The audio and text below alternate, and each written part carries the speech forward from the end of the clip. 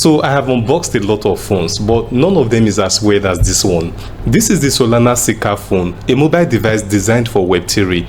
It has all the features of a regular Android phone, comes with a stunning design and a triple high resolution camera, all for $450. That is almost 600,000 naira. So this phone better be worth it.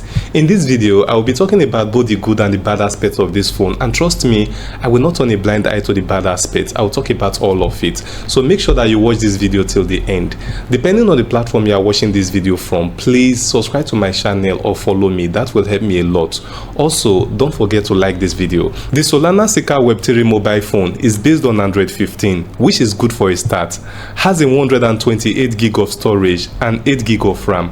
The display is AMOLED and the battery capacity is 5000 mAh, which is actually strong judging from the period I've used this device. The most important spec of this device is the processor, the MediaTek Dimensity 7300, a 5G CPU, also used in other phones like the Infinix Note 50X, the Xiaomi Redmi Note 14 Pro 5G, and the Oppo Reno 12 5G. The main advantage of this device is the Web3 factor, and this is what really makes the phone a Web3 phone. Now here are the benefits. The Solana Seeker comes with a dApp Store app with a lot of downloadable Web3 applications inside. So the dApp Store is just like your Google Play Store or the Apple Store, from where you can download other applications.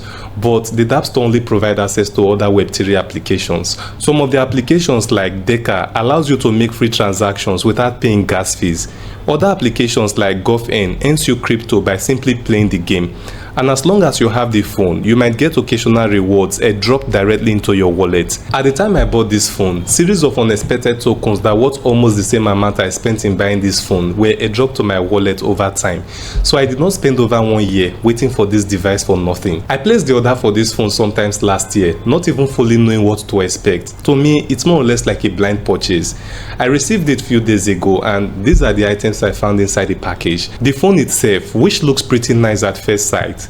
Then a user guide and a warranty card. The 2 seed-free slips for the Web3 users. It also has a Type-C USB cable along with a SIM eject pin. The Solana Seeker mobile phone feels like every other phone when it comes to the design. It features a matte back design that looks so much like an iPhone with the Solana logo right below. This is a unique triple camera sensor setup. Surprisingly, the main camera, this one right here, is a 108 megapixel sensor with support for optical image stabilization. This one is a 50 megapixel telephoto camera, while the last one at the bottom is a 13 megapixel ultra wide camera. In a moment, I will talk about how all these camera sensors work, but from what I have seen, it's all looking good. It has the SIM tray down here, but unfortunately, it only supports one SIM card and no space for a memory card. The 2 volume buttons to the left, another microphone at the top, and the power button that doubles as a fingerprint scanner to the right side of the phone. Another thing that made this phone different from other phones is the seed vault. Let me show you. You can see this section around the power button that extends to the back of the phone. There are 2 pre-installed apps in this phone that makes it a Web3 device, the Wallet app and the dApp Store. The fingerprint scanner is the main security for these apps since they will be holding your assets, hence the seed vault is attached to the power button. Very little is said about the display, but most likely this is AMOLED screen with vivid colors. It is very bright, has thin bezels as expected, and a punch hole notch for the 32 megapixel selfie camera. I don't have any idea of the display refresh rate or the display resolution, but the animation from screen to screen swiping is very fluent. Even scrolling is as smooth as anything can be. If you ask me to guess the display refresh rate, I'll probably say 120 Hz or above, but it's just a guess. I might be wrong, but seriously, this display is good. As I said earlier, the top camera is a telephoto lens, so when you take a picture of an object that is far away, it is still very clear when you zoom in. This is how it compares with a regular picture. Many phones in this price range don't even have this feature. The reason why this matters is that anytime you zoom in on an object, the quality of image is significantly reduced, but with this camera, it will still remain sharp. It is not like the regular 108 megapixel primary sensor is bad. It has a 20x zoom range. Image quality is perfect.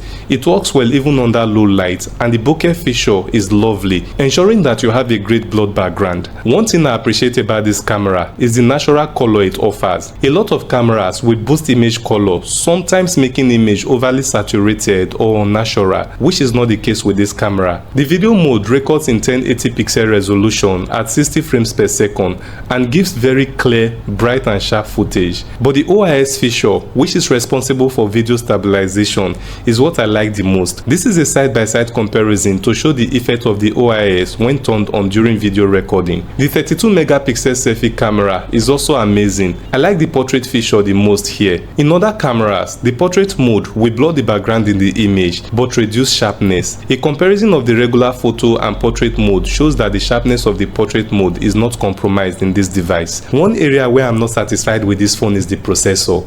The MediaTek Dimensity 7300, a 5G CPU, is not actually bad, but this is the same processor that is used on other devices that are sold for like 200k and 300k. So the problem is this: why spend almost 600,000 naira on the Solana Seeker that has the same processor with other devices that are sold for almost half the price? Why this matter is that processor is everything. So I believe that the Solana Seeker deserves a better processor. Other than this, the processor is good. The performance is clearly seen from the way the phone handles high graphic games. The combination of the processor, the display, and the 5000 mAh battery means that the phone can fluently enjoy heavy games within a reasonable period. As I said earlier, I will not turn a blind eye to the not so good aspect of this phone. And the first problem I found here is the lack of specifications in the settings. If you go to the settings of most Android phones like Samsung and Tecno devices, you can easily access the basic information of the device, like the storage, the RAM, the processor, the battery capacity, and even camera specifications. The Seeker phone doesn't give you any of that except for the storage space. Most of the specifications I mentioned in this video are only available on their website, which can only be accessed through VPN. I find this crazy, very crazy, because after spending $450, which is almost 600,000 naira, that's over $500,000 naira. You still can't tell the basic specifications of the phone from the settings. How now? The second problem I have with this phone is waiting for over 365 days. That's literally over 1 year just to receive this device. Regarding this, someone commented on a video I made earlier. He says, "Omo, 365 days. If person don't banko." Basically what it meant is, what if someone dies before the phone arrives? I guess the reason it took that long was that the phone was not ready at the time I ordered it. Now it is available and should not take long to deliver. Then comes the third problem, the casing problem. There's no protective case for this device. If this phone were to be a Samsung or iPhone device, or let's say any of the phones from Transsion Holdings, it would be much easier to find a suitable protective case around. But no way on earth would anyone find one for this device. The last problem I have with this phone is that while it is called a Web3 device, it is nothing more than a regular Android phone with two pre-installed Solana apps. If these apps, the wallet and app stores, are installed in any Android phone, it should work fine. I think that the Web3 thing is just a way of getting people to buy this device. But what do you think? Is the Solana Seeker, the Solana Web3 device, worth buying for $450? Let me know what you think in the comment and see you soon.